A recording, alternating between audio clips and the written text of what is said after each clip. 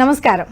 ఆషాఢం బోనము అంటే భోజనం అన్నాం. ఈ భోజనాన్ని మనం ముఖ్యంగా ఎందులో అమ్మకి తీసుకువెళ్తున్నాం అంటే కుండలో తీసుకువెళ్తున్నాం. ఎందుకు కుండలోనే తీసుకువెళ్ళాలి?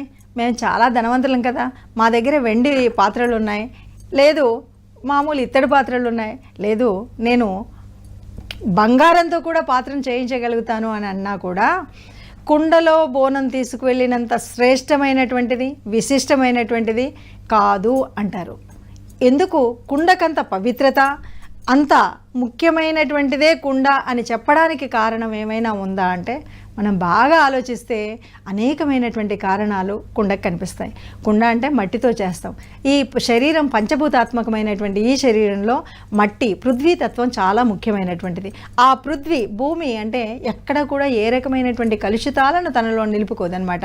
కలుషితం లేనటువంటిదే మట్టి, పవిత్రమైనటువంటిది. కుండలో ఎంతటి పవిత్రత ఉంది అంటే కుండలో నీళ్లు తాగేవాళ్ళు చెప్పగలుగుతారు. ఎందుకంటే ఆరోగ్యరీత్యా మనం ఎంత చల్ల నీళ్ళు తాగాలని ఎక్కడి నుండి తాగినా కుండలో తాగితే ఆరోగ్యం తనంతట తానుగా వస్తుంది, ఎంత చల్ల నీళ్ళు తాగినా కూడా గొంతు సవ్యంగా ఉంటుంది అని చెప్తారు. అంటే అంత సలక్షణమైనటువంటి శాస్త్రీయత కలిగినటువంటిది కుండ. మరి ఇది ఒక్కటేనా అంటే ఇది ఒక్కటే ఉంటే మన రాష్ట్ర చిహ్నము పూర్ణకుంభం అని మనం పెట్టుకోం కదా. ప్రాచీనులు అంత ఆలోచన లేని వాళ్ళు కాదు కదా, వాళ్ళు గొప్ప ఆలోచన పరులు కనుక ఈ కుండని అలా మనం ఒక రాష్ట్ర చిహ్నంగా కూడా చూపెడుతూ ఉంటారు. ఇప్పుడు కూడా చెప్తుంటాం, పురాణాలు కనుక చదివితే కుంభకోణం అని ఒక ప్రదేశాన్ని చెప్తాం. ఎప్పుడు అంటే సృష్టి అంతా కూడా లయం అయిన తర్వాత మళ్ళీ సృష్టి ఎక్కడి నుండి పుట్టింది అంటే సృష్టి లయం చేసేటప్పుడు ఆ పరమాత్మ కొన్ని ముఖ్యమైనటువంటి ప్రాణుల యొక్క సలక్షణాలైనటువంటి ఆ జీవనాలు అన్నీ కూడా ఆ కుండలో పెట్టి పంపిస్తే ఆ కుండ అలా వెళ్ళి సముద్రంలో మళ్ళీ సృష్టి ప్రారంభమయ్యే సమయానికి ఆ కోనలో ఈ కుండ పగిలి అక్కడ నుండి జీవం ఉత్పత్తి అయిందంట. అందుకే అక్కడ కుంభము అంటే కుండ, కుంభ కోణం ఆ కోణంలో ఉంది కనుక అక్కడ నుండి సృష్టి ప్రారంభమైంది. అంటే ఈ రకంగా చెప్తే కుండతోటే సృష్టి ప్రారంభమైందని చెప్తాం. దానికి నిదర్శనంగానే అనుకుంటా. మనం చూస్తే కనుక మనుషులు చిన్నపిల్లలు పుట్టగానే, ఈరోజు హాస్పిటల్ అయితే చెప్పలేం కానీ ఊర్లలో ముందున్నటువంటి ఓ తరాన్ని కనుక అడిగితే పుట్టగానే కాసిని కలినీళ్ళు చల్లేవాళ్ళు. ఈ కలినీళ్ళు ఎక్కడి నుండి? కుండలో నుండే చల్లుతారు. అలాగే ఇక మనం చెప్పకూడదు కానీ చిట్ట చివరిగా మనం పంపించేటప్పుడు కూడా కుండది ప్రాముఖ్యత అన్నది ప్రతి ఒక్కరికి తెలిసినటువంటిది. అంత్యేష్టి కర్మల్లో కుండదే ప్రాధాన్యత.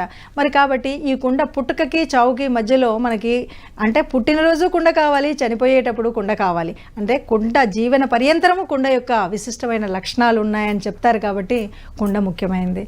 అంతేనా అంటే ఇది కూడా కాదు. మనకి క్షీరసాగర మదనం జరిగినప్పుడు అమృతం ఉద్భవించినప్పుడు ఆ అమృత భాండం వచ్చినప్పుడు ఈ అమృతము కుండలో వచ్చింది. ఈ కుండ ఎవరికి పంచాలి అంటే ధర్మానికి, దైవత్వానికి పంచాలి అని విష్ణుమూర్తి తాను స్వయంగా మోహిని రూపంలో ఈ అమృతాన్ని పంచారు. అంటే ఒక అమృత తత్వాన్ని పంచేది కుండ. కాబట్టి కుండలోనే బోనం చేయాలి. మరి అదొక్కటేనా అంటే మనము దేవయాని వీళ్ళందరి గురించి వింటూ ఉంటాం. అప్పుడు గరత్మంతుడు వాళ్ళ అమ్మ దాస్యాన్ని విడిపించడం కోసం ఏం చేస్తాడు? అమృత భాండాన్ని తీసుకొచ్చి పంచుతాడు. ఆ అమృత భాండం తల్లి దాస్యం విడిపించడం కోసం పంచాడు కదా. ఈ అమృత భాండాన్ని తీసుకురావడము, ఏది అమృతం ఎక్కడుంది అంటే ఈ కుండలో ఉంది. అంటే ఒక తల్లి దాస్యాన్ని విడిపించినటువంటిది కుండ కనుక ఈ కుండని మనము ఒక ధార్మిక చిహ్నంగా, ఒక మాతృదాస్యాన్ని విడగొట్టినటువంటి చిహ్నంగా ఉంటుంది కనుక మనం రాష్ట్రానికి చిహ్నంగా పెట్టుకున్నాం. అందుకే ఏ పండగైనా, ఎవరింట్లో పెళ్ళైనా ముందుగా కొత్త కుండలు తీసుకొచ్చి ఆ కుండల్లో మనం ఈ ప్రసాదాన్ని, నైవేద్యాన్ని, పచ్చడిని, అంటే ఉగాది పండుగలో పచ్చడిని ఏది చేయాలన్నా ఈ కుండలో చేయడం ఆనవాయితీగా పెట్టుకున్నాం.